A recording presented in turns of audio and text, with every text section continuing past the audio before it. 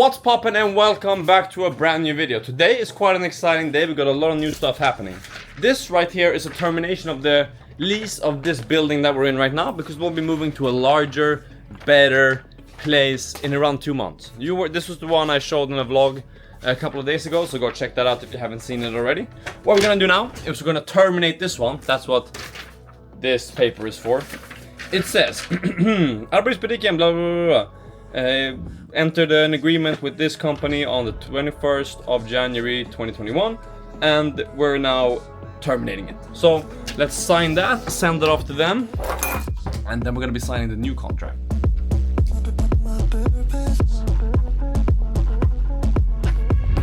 Boom, sign. If you don't have a scanner, use this app called Tiny Scanner. It creates such a good looking document, but you just take it with your phone. Try it out, very good for black and white types of documents. So right now we're gonna open this in the phone, and then you just airdrop it over to yourself. We're gonna airdrop it, send it to them, and then I'm gonna explain the other two things. Boom, terminated. And now what we're gonna do is that we're gonna sign for the next place. Boom.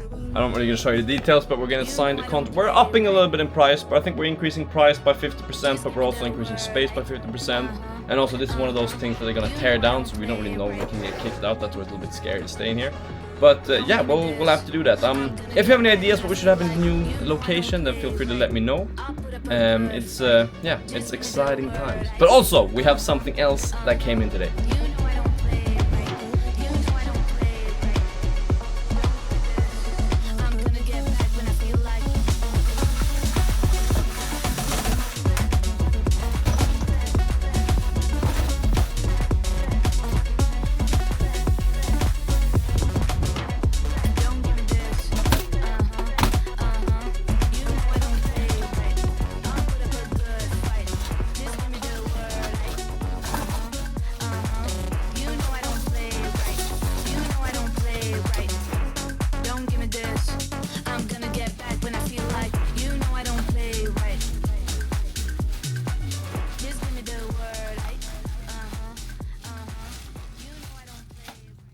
Now, if you watched yesterday's video, you will know that this bag is my own brand of bags. They are rope bags, you put rope in them, they're easy access, they're stackable, they stand up very nicely, and they have this little thing here, which allows you to dry the rope quicker. Today, we got very good news. Today, one of the largest arborist groups, retailers, brands, whatever you want to call it, decided to start distributing this bag. When they distributed, they were located in the UK, so pretty much every company that gets stuff in the UK and sells, so every arborist business, every arborist shops, and what we have here, they get stuff from this company, and they will be stocking our bag. Meaning that now we're pretty much in every major arborist store in Europe. We're in all of the ones in the UK, we're the main ones in the continental Europe, and in Canada and New Zealand. So now we have a couple of markets left, but now we're gonna go fill out an order form for 50 of these bags. Let's do it. So order forms are things which you usually have to fill in when you're a new supplier to someone, and it's just your basic details, your company details, your VAT numbers, all that kind of jazz.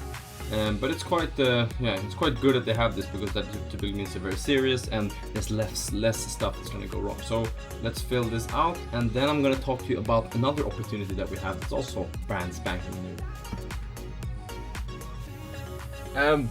Boom! That puts us at exactly 230 bags pre-ordered just before they've launched even. We'll be getting them from the factory in around 10 days or so, and then I'll be showing you all of the process. So we have sold on pre-order to retailers 230 bags, which is quite insane. So we have 250 approximately more to sell, and all that is just pure margin. We broke even at around 200 bags, so pretty good business.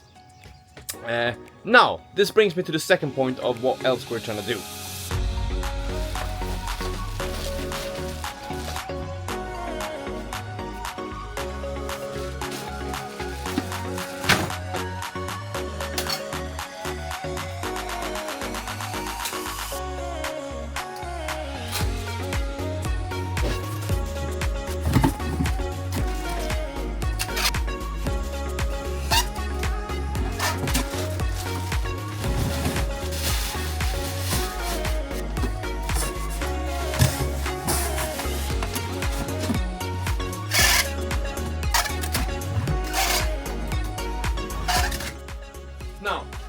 arborist safety chainsaw pants, which means that if you cut yourself here, there's protection from the chainsaw. So they're chainsaw protective pants essentially, which just means that there's extra layers of fabric that once you cut this, the fabric will come loose and then go into the chain of the chainsaw and stopping the chainsaw. These pants all look pretty standard. Like, they're quite similar in how they're built, they're quite similar in how they're made. They're all great pants, but the one thing which they're a little bit boring at is the designs. All of the designs look the same, and I think a lot of arborists want to. They're colorful, they're lively, they want to express themselves, but they don't really have pants to do so. There are some very cool brands who do a little bit like this, but one, they're not super colorful and they're not super fun in that way. Second of all, these pants are warm, and in the summer, even now in Sweden when it's 26 degrees outside, super warm to work in these. So people always come and asking for cooler pants. So chainsaw protective pants that are cooler, working in a colder climate, because in the winter you can always put stuff underneath. That's not really a problem. The problem comes in the summer when they're super warm. So I showed this a pitch that I received from someone who wants to collaborate on this a couple of weeks ago, or maybe last week. And now we're gonna make it happen. So I'm gonna show you my thought process behind how to approach a problem like this, how you go about starting a new venture, how you go about exploring the market opportunity. So let's head over to the whiteboard. Now, I would argue that there are a couple of stages to developing a product. So first, there is the ideation stage. This is where you just come up with a concept. You're like, is this something that I want to do? Is this feasible? I have an idea. Let's work on it. The second of it is the research stage, where you begin researching, is this something that there's demand for? Because to build a product, you need demand plus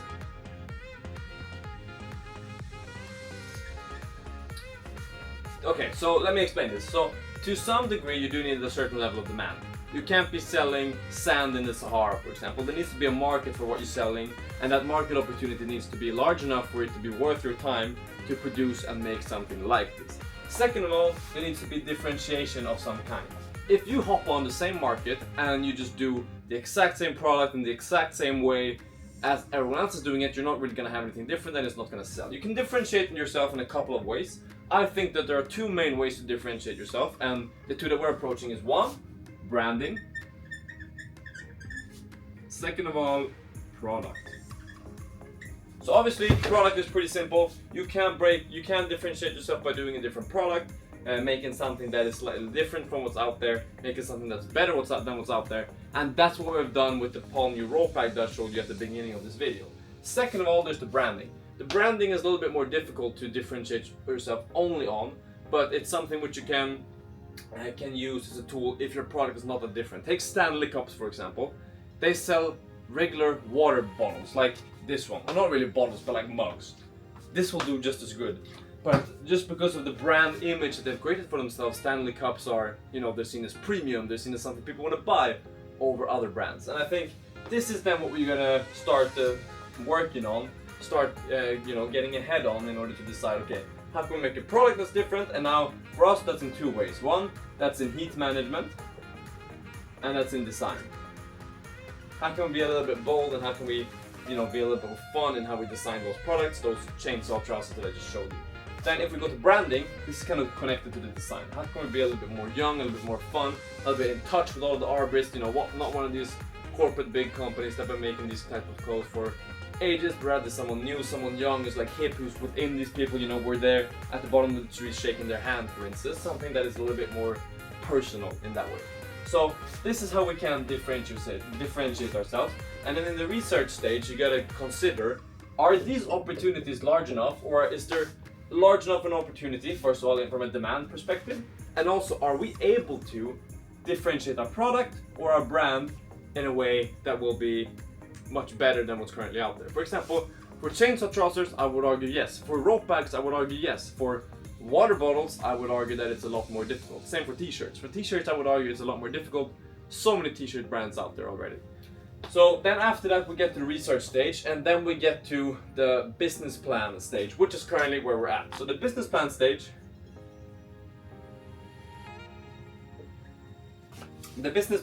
is where you begin looking into the details. So, how large is the market opportunity? How much can you make per year? How many chainsaw trousers are being sold, for instance, in Europe, in the US, in each and every market?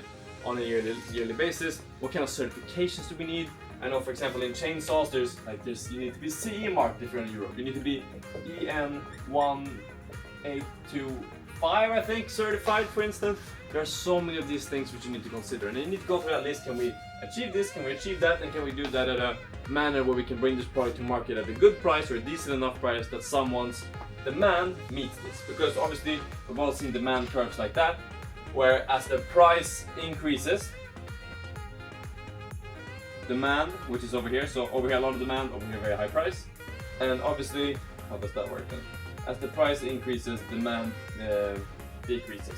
So the cheaper the price, the higher the demand, and obviously there's a supply line there, which is kind of like, now this is very textbook economic stuff, but where you can meet this particular thing. And anything where you can meet that demand, that's the size of your market. So anything below the price point of, you know, a kind of equilibrium in demand and supply, if you can supply product there at that point, there will be this market opportunity for you. And the business plan stage is kind of working that out with all the costs that we have in regards to certifications, product, etc., as well as what's out there now and what the current demand looks like. Are we able to satisfy this? So that's what we're going to get into now. We're going to contact some factories to begin with to see what are their MOQs like, what type of materials are they able to source, what kind of certifications can we get from the factory, because sometimes you can get that from them, etc. So let's sit down, let's look into some of the details here so that we can move on with this venture and see if we're able to begin producing chainsaw pants as well in a couple of months. That would be fun. I don't know what you want.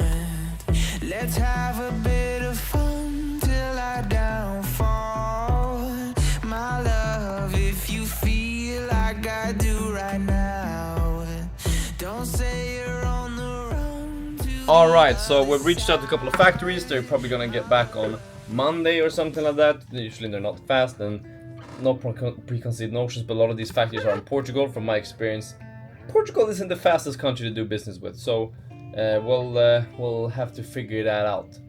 But now we're gonna hop on a meeting with my co-founder, whose name is Joel. You probably met him before, and we're gonna talk a little bit of strategy, etc.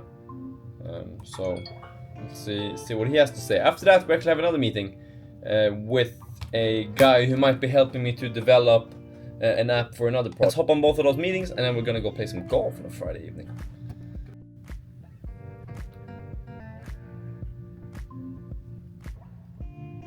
What's poppin'? Yo, all good. What about you? All good. How you doing? Great Friday evening. Speak later. Yeah, you too. Sweet. Bye. Okay, meeting number 1 done. That was my co-founder Joel.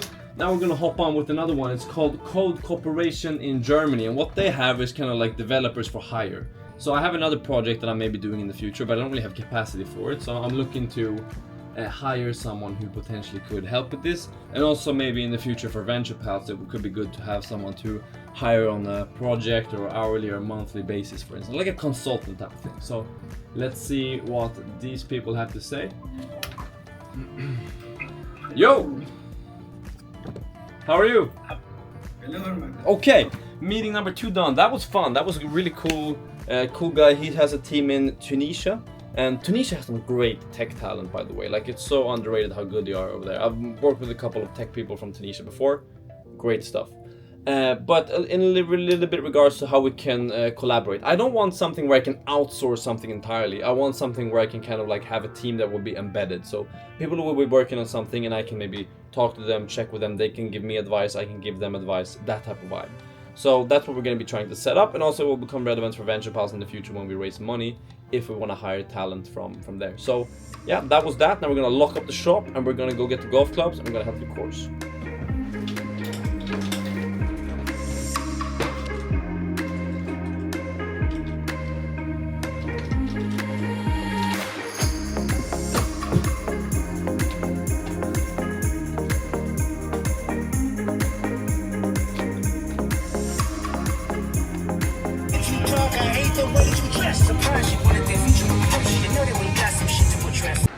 Alright, here we are at the local course. 120 meters, happy swing thoughts, hitting an 8-iron. Pressure's on, YouTube's watching. We've had a pretty good round so far. We're at 1 below my own par, so see if we don't screw it up the last couple of ones.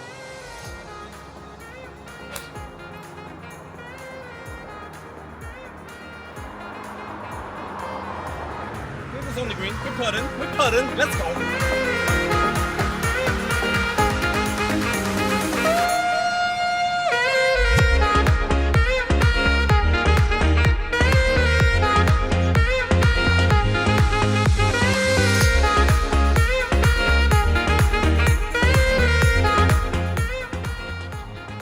Here he is, stepping up. Tiger wish he could.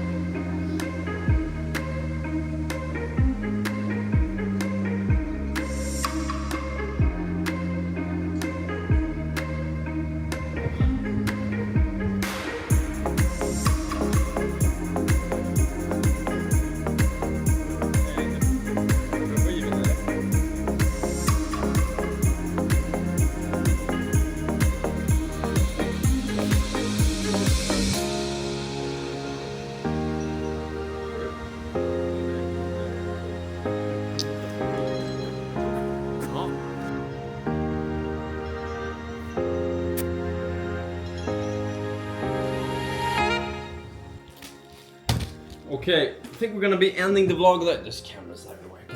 We're gonna be ending the vlog there. I bought a wrap on the way home after that golf game. Pretty good. We did play pretty well. We lowered the handicap, so that's always good. Now I'm actually gonna eat this, and it's not gonna be productive or filmable for the rest of the night because I'm going to a masquerade. I don't know. I didn't create it. It's my girlfriend who was invited, and I'm just tagging along. So we're gonna get this down, and we're gonna head out. Tomorrow we're gonna be doing kind of like a weekend in the life type of thing, like a full just what's happening during the weekend. But thank you so much for watching. If you like this video, leave a like down below. Feel free to subscribe, and I'll see you in the next one. Peace.